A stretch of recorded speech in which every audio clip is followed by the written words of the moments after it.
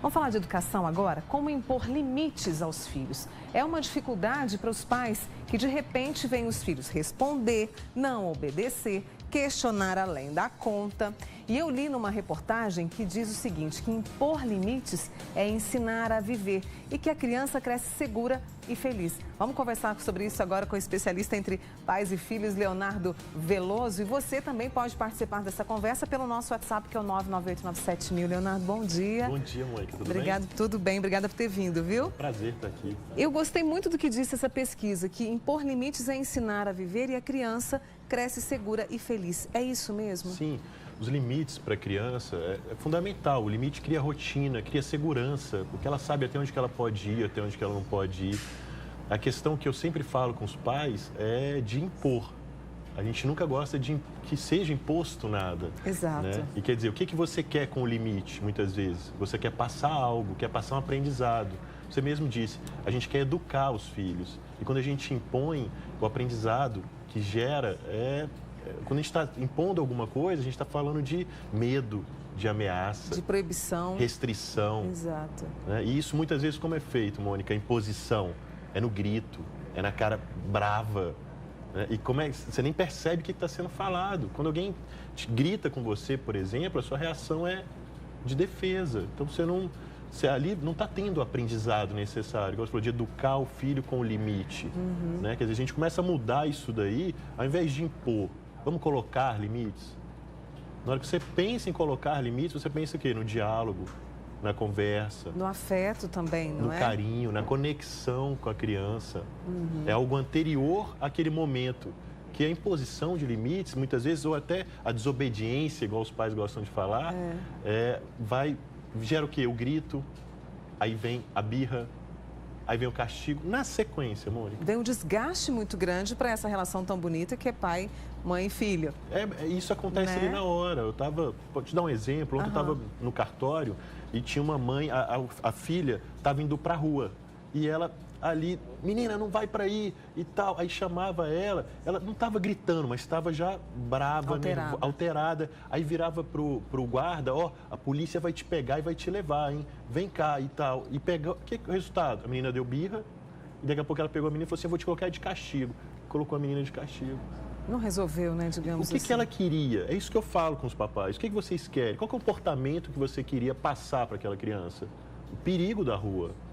O perigo de estar ali sozinha, é o perigo que a rua oferece. Hora nenhuma ela falou isso para a criança. Não deixou claro, né? Para a criança pudesse perceber e tomar uma decisão. E para que ela pudesse aprender com isso. E a gente faz isso no dia a dia com os nossos filhos. Léo, foi interessante isso que você trouxe, assim, a criança não entendeu, mas a criança ela entende a partir de quando esse limite? Olha, não vá para a rua sozinha, você pode ser atropelada, não faça isso, não faça aquilo. A partir de quando a criança entende o que é o limite?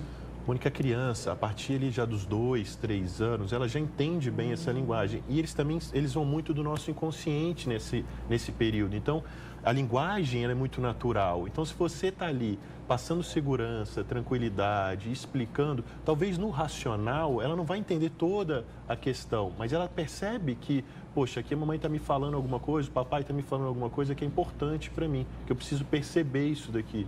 E os pais geralmente eles não fazem isso, mas eles podem perguntar para os filhos, o que a mamãe te falou depois que você coloca um limite? Porque é sempre assim, não pode fazer isso e pronto, já te falei, entendeu? Lógico. Mas explica o limite. E a criança vai entender, ela vai assimilar? Pergunta para ela. Na hora, você pode perguntar para ela, assim, o que a mamãe te falou? As respostas são fantásticas. Muitas vezes vai vir alguma coisa que a mamãe e o papai nem pensava. Fala, nossa, ela entendeu isso? Que é diferente, é outro ser humano. A gente está falando de mais respeito na relação, de viver uma outra experiência, que não é a minha. E mais respeito mesmo com, me corrija se eu estiver errada, porque eu não sou mãe, então é complicado. Mas assim, com uma autoridade, não é? Uma autoridade leve, vamos dizer assim. Mas hoje, Mônica, eu vejo muito isso, por exemplo, a gente evoluiu numa questão, por exemplo, profissional, dentro das empresas. Né? Hoje a gente fala do líder influente, que é o líder que influencia, que ele faz ali, não é porque ele mandou, ele está ali determinando alguma coisa porque gera inspiração, né? São grandes empresas hoje que estão as maiores, são inspiradoras. É a mesma coisa com o papai, com a mamãe, nesse processo evolutivo onde a gente vai aprendendo cada dia mais. É deixar esses padrões que nós pegamos, que foram válidos, né? Cada um faz o que tem de melhor, com o que tem de melhor naquele momento. Então, assim, mas a gente não busca isso como pai, como mãe. Eu posso aprender mais? Eu posso fazer mais? Eu posso fazer aquilo que é meu, a essência, sabe? Aquilo que eu quero e passar isso para o meu filho? Porque com aquele padrão eu não consigo. Eu tenho aqui a Marielle da Bélgica, assistindo a gente lá legal. da Bélgica. Um beijo, deve estar nevando muito por aí, né, Marielle? Obrigada pela audiência. Ela disse que criar filhos tinha que vir com manual de instruções. O mais novo dela tem 6 anos e não para, não obedece. Legal. Emanuele?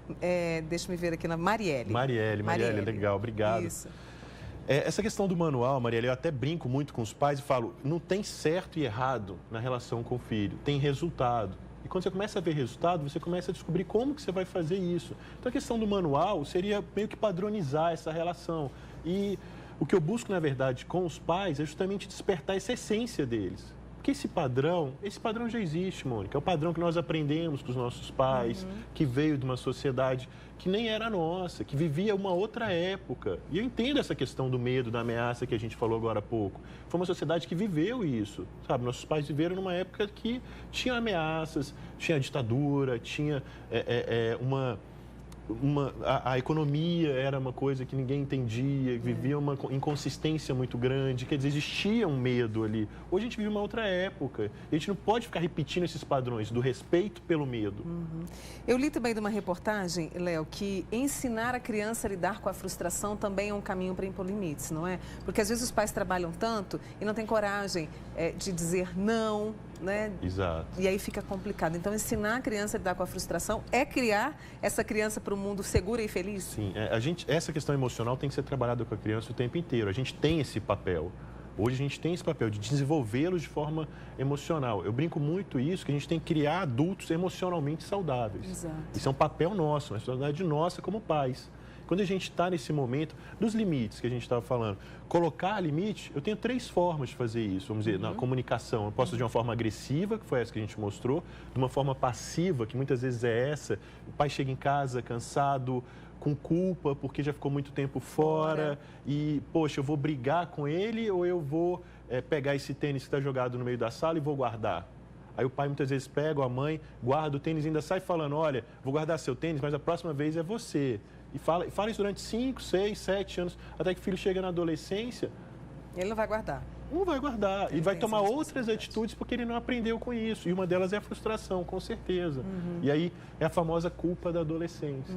Essa independência, dar esse norte da independência é importante desde cedo. Isso que você falou, né? Do adolescente saber que ele também tem responsabilidade dentro de casa. Sim. Deixar seu armário organizado, de arrumar sua cama, não é? E isso, a gente pode fazer isso, os pais podem fazer isso, dando poder de escolha. Quer dizer, limitado. É lógico que limitado, mas é isso ou aquilo. Você quer deixar o seu tênis aqui jogado, ou você vai guardá-lo e saber sempre onde ele está, na hora que você quiser pegar, na hora que você for brincar com seu amiguinho. É passar o comportamento. Qual que é o comportamento que o pai quer ali? Que ele seja organizado? Que a casa fique limpa? Eu não sei, é o comportamento de cada um. Mas no meu caso, por exemplo, com o Miguel nessa situação, era organização. Porque para mim, organização gera facilidade. Eu falo, isso é algo que eu preciso passar para ele, para a vida dele. Isso é o que eu faço com que ele amadureça. Entenda, né? E ele entende, com certeza, né? Quando ele guarda, amor, quando ele chega em casa e tira o tênis e guarda, é um prazer, é uma alegria que não tem lógica. Eu imagino. É um desafio, igual a gente estava falando, mas o retorno, como todo e qualquer desafio, é emocionante, né? Imagina. Emocionante. Emocionante. A Kátia de Uberlândia. Bom dia, Mônica. Dizer não aos gritos sem explicações é muito cômodo. Não educa, só piora a situação. E aí ela trouxe uma frase que eu gostaria que você discutisse. Educar requer tempo e dedicação. Sim. A gente acabou de falar isso. Obrigado, Kátia. A gente acabou de falar isso. Porque o pai chega em casa muitas vezes cansado e com culpado porque não tem tempo ali para conversar com o filho e prefere ter um momento de lazer, alguma coisa assim. Então, ou ele vai ser agressivo, igual a gente falou agora há pouco, fazendo uma linguagem mais dura, ou ele vai ser permissivo, deixando aquilo acontecer, para ter esse momento com eles. Enquanto ali, ele no papel de pai, ele tem que educar. Ele tem que tirar um tempo realmente. Muitas vezes, para você passar esse comportamento, você vai ter que contar uma história, associar com algo que a criança entende. Realmente, é muito mais complicado. A gente falou de padrões, é muito mais fácil repetir os padrões. Eles já vêm até com as desculpas. Mas quando você se propõe a isso, aí é emocionante, como você disse, que o Miguel guardou o tênis. É emocionante. Você muda. E quando a gente fala isso, Mônica, você não está só mudando a vida do seu filho, você está mudando a sua também. Né? E uma geração inteira. Você está quebrando muitas vezes paradigmas familiares. Você imagina seu filho, como vai criar o seu neto depois, com esse tipo de educação, que você quebrou ali. Isso foi um dos fatores que mais me motivou. Falei, poxa, era mais fácil eu continuar repetindo, igual a Kátia falou. Mas, poxa, e o prazer que isso gera? Quando você vê um defeito seu no seu filho, você fala, não dá para eu continuar repetindo isso. É muito bom quando a gente quebra e muda padrão. Só para a gente poder encerrar, essa conversa é tão boa, né? A gente volta. Eu sei que você tem que viajar. Mas, por exemplo, e na frente das pessoas, como é que eu trato quando o meu filho desobedece, faz uma gracinha, faz uma birra? Como é que eu vou impor esse limite na frente dos outros?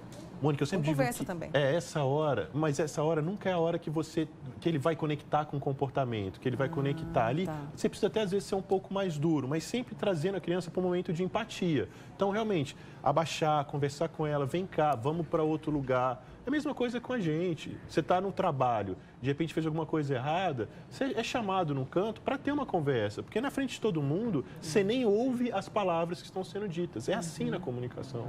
Uma comunicação com carinho e que vai ter um resultado muito bom, né? Vai ter. O resultado é fantástico. Assim, na hora que a gente muda, como tudo na vida, a gente experimenta isso. O que a gente faz com dificuldade, faz com luta, faz com trabalho, o resultado é outro. E vale a pena. Com os filhos, então, não tem nada tão gostoso. Né?